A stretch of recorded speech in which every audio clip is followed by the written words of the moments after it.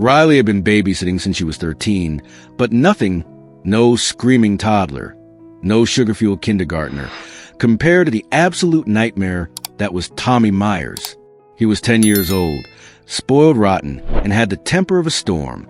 His parents, always eager to get a break from his tantrums, called Riley whenever they had an event. Tonight was no different. As soon as his mother walked out the door, Tommy had thrown himself onto the living room floor, kicking and flailing, because she had dared to leave him with a stupid babysitter. "Tommy, get up." Riley sighed, arms crossed. He smacked a pillow across the room, face red with fury. "You're not the boss of me." She inhaled sharply, reminding herself that she needed this money. College wasn't going to pay for itself. But God, this kid was unbearable. After 30 minutes of whining, screaming, and throwing things, Tommy suddenly decided he wanted to go outside. It was evening, the heat of the day fading, and Riley was more than happy to get some peace. She let him stomp into the backyard and collapse into a lounge chair by the pool, arms folded like he was punishing her. She sank into a chair beside him, pulling out her phone. Just a few hours. Then she could go home, collect her money, and never think about this brat again. "I bet I can hold my breath longer than you," Tommy suddenly announced. Riley barely looked up. "Okay. No, I mean it. I'm the best at holding my breath. I could beat anyone." She rolled her eyes. "Sure, Tommy." His lips twisted in frustration. "You don't believe me." "Oh, no. I totally believe you," she said, sarcasm dripping from her voice. Tommy sat up straighter, eyes flashing. "I'll prove it. I'll do it underwater." Now, he had her attention. "I'll go under and you time me." He puffed out his chest like this was some great act of bravery. Riley smirked. "All right, hot shot. Go for it." Then with a teasing grin, she added, "I dare you to hold your breath as long as you can." That was all the push he needed. Tommy's face lit up with determination.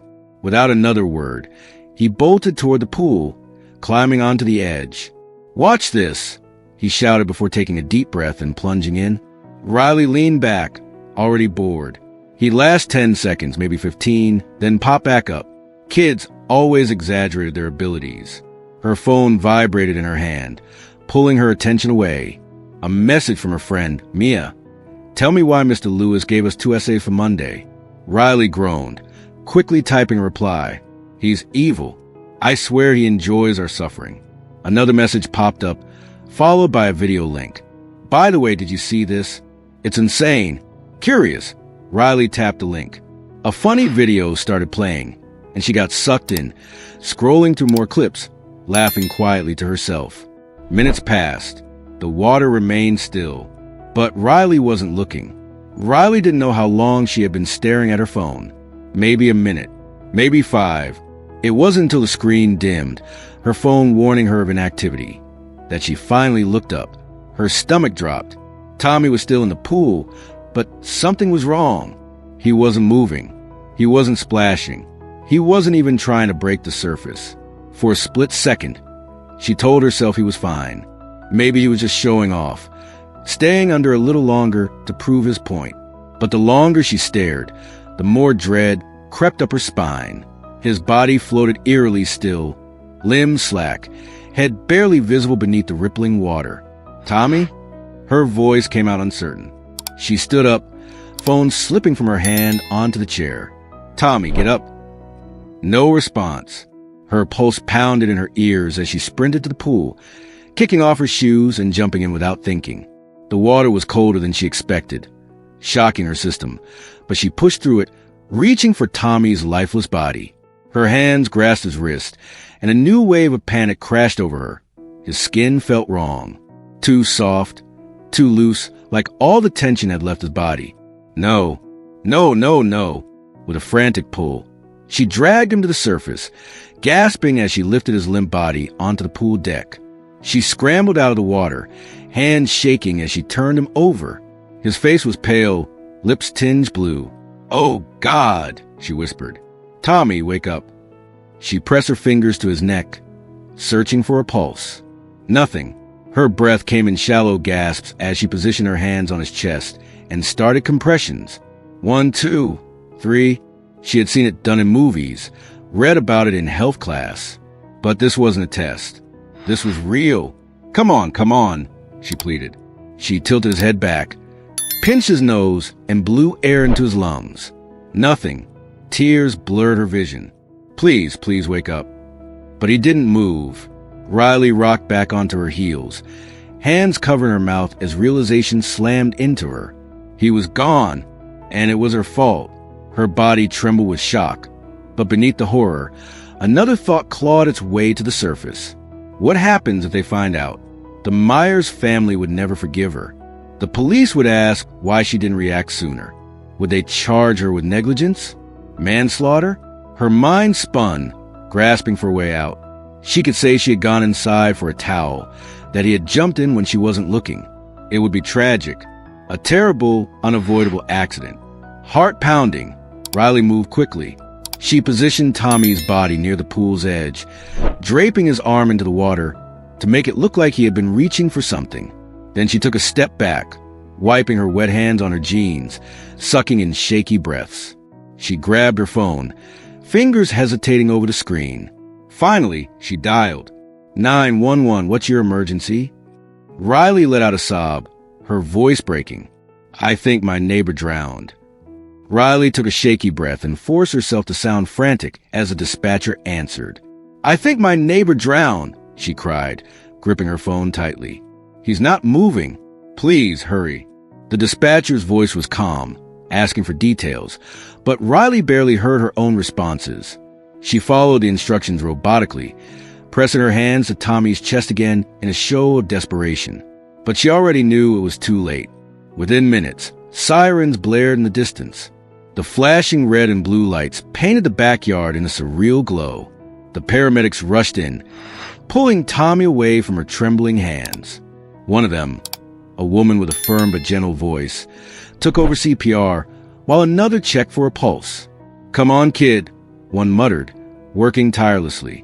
But Riley saw in their faces before they even said the words. One paramedic sighed heavily and shook his head. The woman's shoulders slumped as she looked at Riley with soft, apologetic eyes. I'm sorry. He's gone. A sob ripped from Riley's throat, raw and desperate. She let herself collapse onto the wet pavement, burying her face in her hands. The panic, the fear, it wasn't all fake.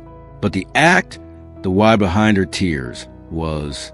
By the time Tommy's parents arrived, his mother's screams shattered the night.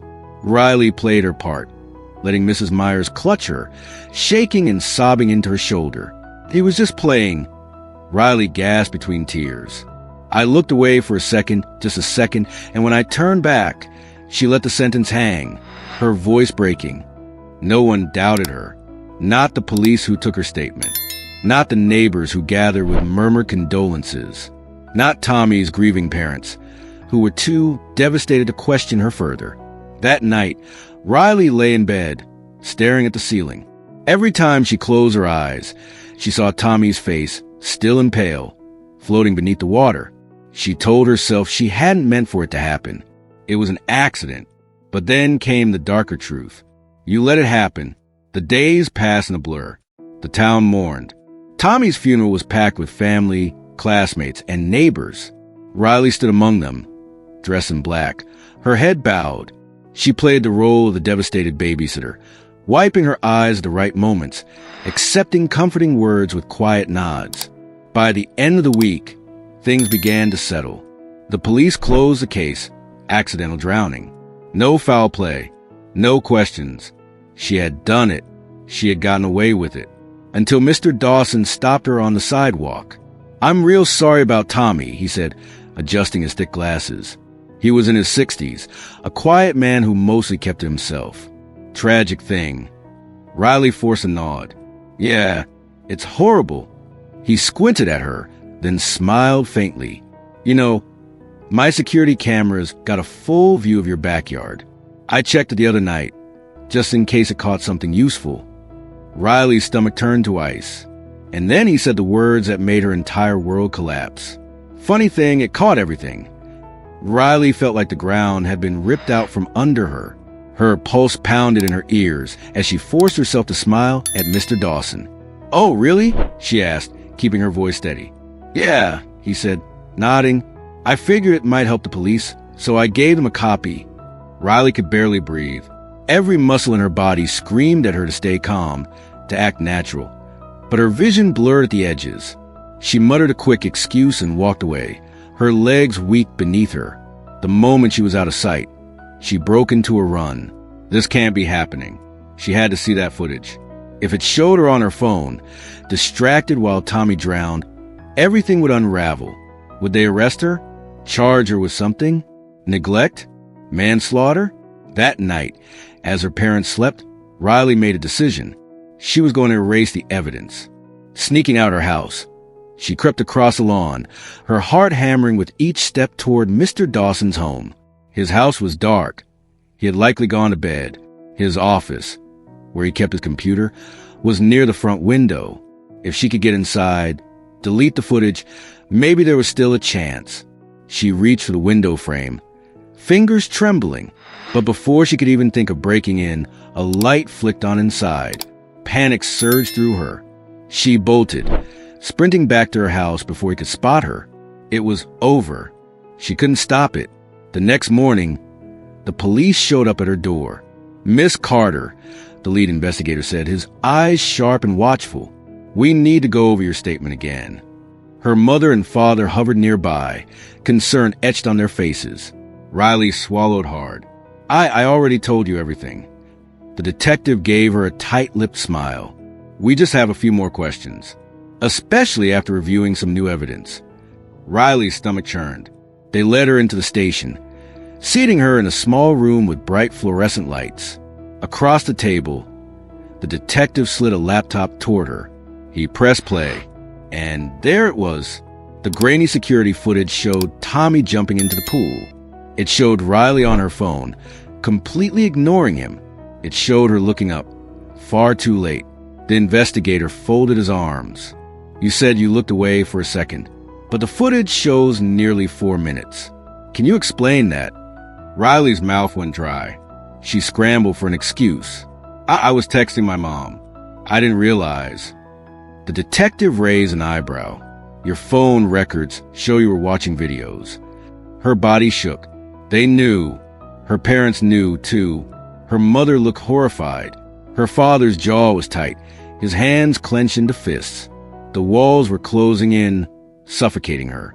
That night, she lay awake, staring at the ceiling, heart racing with a single thought. Should I run? But deep down she knew, if she ran, she would only look guiltier. She was trapped, and there was only one way out. Riley sat in the cold, gray-walled interrogation room, her hands locked together to stop them from shaking. The air felt too thick, pressing down on her chest, making it impossible to breathe properly. Across the table, the detective studied her with quiet intensity. "We reviewed the footage, Riley." His voice was steady but firm. "We know you weren't paying attention when Tommy went under." Riley's throat tightened. Her parents sat behind her, silent. Her mother's eyes were red-rimmed. Her father's jaw clenched so tightly it looked painful. They hadn't spoken much to her since leaving the police station the first time. She could feel their disappointment, their fear. The detective leaned forward. "This is your chance to tell the truth. If there's something you haven't said, now is the time." Riley's entire body trembled. Her mind screamed at her to deny it, to insist it was a mistake, to cling to the lies she had already spun. But deep down, she knew there was no escape. The evidence was there. The footage showed it all. The way she had barely glanced at Tommy, the seconds stretching into minutes, the moment she finally looked up too late. The world had already seen the truth, and no matter how badly she wanted to run, she couldn't outrun this. Tears welled up in her eyes, her breath coming in short, sharp gasps. Her voice broke. "I didn't mean to." Her mother let out a quiet sob behind her. "I was just trying to keep him quiet," Riley whispered, her hands gripping the edge of the table. "He was being so difficult, and I dared him. I didn't think he'd actually," she choked on the words. "I got distracted. I didn't notice until it was too late." The weight of her actions crashed over her like a tidal wave. "I tried to save him," she sobbed, her whole body shaking. But when he didn't wake up, I got scared. I thought if they knew I wasn't paying attention, they'd blame me. So I staged it. I lied. The room was deathly silent. Riley dared a glance at her father. His expression was unreadable, but his eyes were dark with something she couldn't quite place. Anger, disappointment, heartbreak. The detective sighed, sitting back. Thank you for telling the truth. But the relief she expected never came. Instead, a cold realization settled in. Telling the truth wouldn't bring Tommy back. It wouldn't undo what she had done. The moment she had looked away, that was the moment everything had been sealed. She had killed him, not with her hands, but with her negligence, with her selfishness. Now, all she could do was wait for the legal consequences, for the trial, for the lifelong burden of knowing she had cost a little boy his life. As the detective stood to leave, he reached for the laptop, clicking a button, and there it was. The security footage replayed again, the grainy video showing Riley scrolling through her phone, showing the exact moment she could save him, but didn't. She squeezed her eyes shut, but it was too late. The image was burned into her mind forever.